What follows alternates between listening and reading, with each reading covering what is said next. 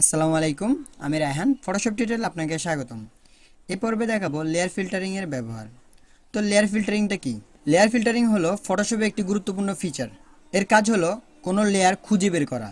Suppose আপনি এরকম একটা ডিজাইন করছেন, আপনার এখানে অনেকগুলো লেয়ারের প্রয়োজন হয়েছে। এখন এখান থেকে কোনো একটা লেয়ার আপনি এডিট করবেন, সেটা খুঁজে বের করা লাগবে। এখন খুঁজে বের করার জন্য আপনার খুব সময়ের প্রয়োজন হবে। আপনার লেয়ার ফিল্টারিংয়ের মাধ্যমে খুব সহজেই লেয়ার খুঁজে বের করতে পারবেন এবং এডিট করতে পারবেন। এখন লেয়ার ফিল্টারিংটা কোথায় থাকে? আপনি লেয়ার প্যানেলে চলে গেলে এখানে উপরে প্রথমেই আপনার যে বারটা পাবেন এটা হলো লেয়ার ফিল্টারিং। প্রথমে আমরা অপশন পাবো, এখানে কিছু অপশন আমরা দেখতে পাবো। তো প্রথমে উপরে থাকবে কাইন্ড। কাইন্ড থাকলে এই আইকনগুলো দেখা যাবে। প্রথম যে পিক্সেলের আইকনটা আমরা দেখতেছি, এখানে ক্লিক করলে আপনি যত পিক্সেল লেয়ার থাকবে সব পিক্সেলগুলো এখানে চলে আসবে।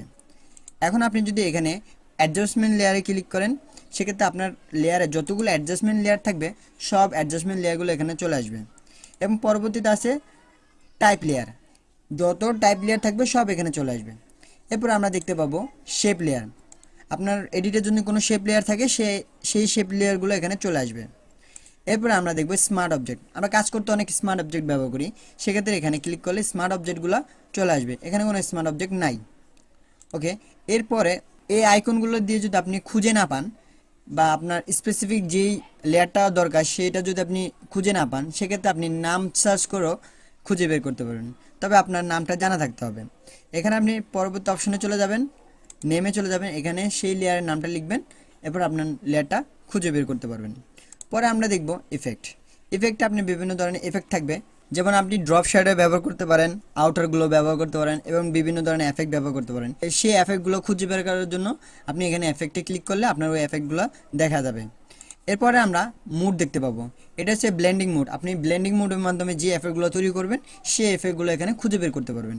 এরপর আপনি দেখবেন অ্যাট্রিবিউট। অ্যাট্রিবিউটটা কি? আপনি লেয়ারে আপনি যে ডিজাইনটা করবেন সেক্ষেত্রে দেখা যায় অনেকগুলো লেয়ার আপনি লক করে রাখবেন বা আনলক করে রাখবেন, ভিজিবল করে রাখবেন বা ইনভিজিবল করে রাখবেন, অথবা ক্লিপ করে রাখবেন। তো ওই অ্যাট্রিবিউটগুলো খুঁজে বের করার জন্য আপনি এখানে ক্লিক করবেন, ওই অ্যাট্রিবিউটগুলো দেখা যাবে। যেটা আপনি লক করে রাখছেন বা ক্লিপ করে রাখছেন ওই অ্যাট্রিবিউটগুলো এখানে দেখা যাবে। আচ্ছা, এরপরে আমরা যদি দেখি কালার, আপনি বিভিন্ন কালারে লেয়ার থাকতে পারে, সেই কালারের লেয়ারগুলো এখানে দেখা যাবে। আচ্ছা, এরপরে আমরা দেখব স্মার্ট অবজেক্ট। এটা তো বললামই, স্মার্ট অবজেক্ট যেই লেয়ারগুলো থাকবে সেটা বের করে দিবে।